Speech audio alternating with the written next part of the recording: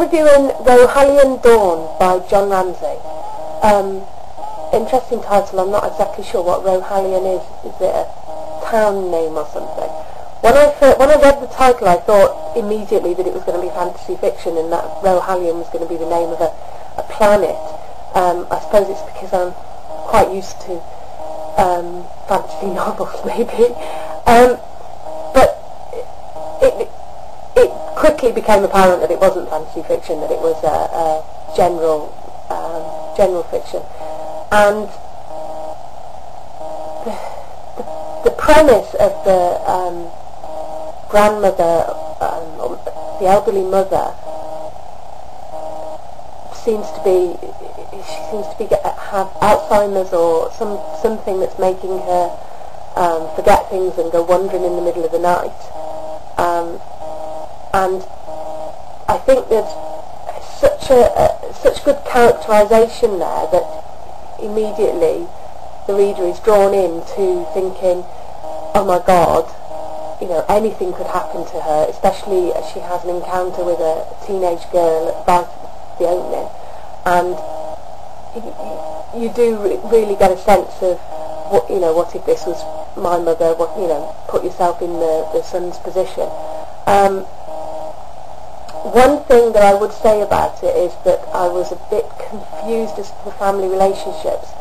The son takes his mother home and he says something about Hamish. Hamish has slept and not heard anything. And at first I thought Hamish was maybe his brother. It became apparent that Hamish was his mother's partner or maybe husband, but obviously not his father. And then you've got this confusion with the half-sister, and then I thought, oh, well, maybe Hamish is the half-sister's father, but then Hamish says something about her father. And I think that needs to be a bit more clear,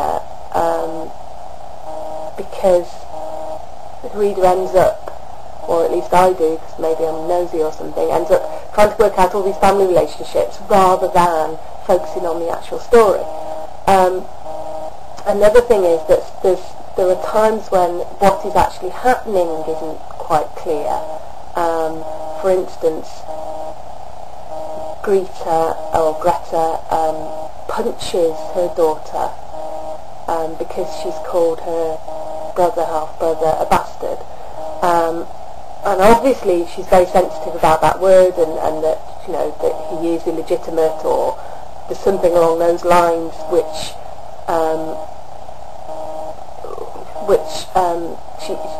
has caused her to lose her temper and punch her daughter. But you don't actually see that punch. You see her drawing her fist back, and then the next minute the door's slamming. And when I first read that, I thought somebody new has come into the house and the door is slammed, and so she hasn't punched the daughter as though she was going to, because she's distracted by this new person. But then, as I read on, I realised that the daughter had left, so the slamming door must have been her leaving and not a new person. And then they're talking about, oh, but I hit her, I shouldn't have hit her. And then I'm thinking, did she hit her? So I think that scene definitely needs a bit of rework. And then towards the end of the extract, you've got Hamish wants to use the phone, but he's scared of the phone, and he refers to the phone as a contraption. Well, he says, and there it was on its pedestal, but he's only just been talking about this machine, the breathing machine, the breathing apparatus, and I couldn't work this breathing apparatus thing out. I was thinking, is it portable? Is it on wheels? Does he drag it around after him? The pipe, or is it like in one place in the flat, and then the pipe goes all the way around the house, and he just has to hold the pipe?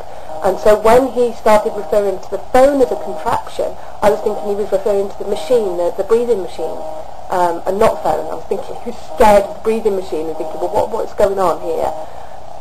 I'm wondering whether maybe Greta had been fiddling with the machine and put some poison in it or something, because he was getting into such a state. And it was only when I got to the end of that extract that I realised it was actually the phone that was giving him that problem, that he had he obviously has I don't know, some kind of phobia of using the phone. So those are my thoughts on that. I think it's a really good story. It's a really engrossing story. The characters really come to life straight off the page. The only problems I have is it's just trying to figure out what's going on sometimes.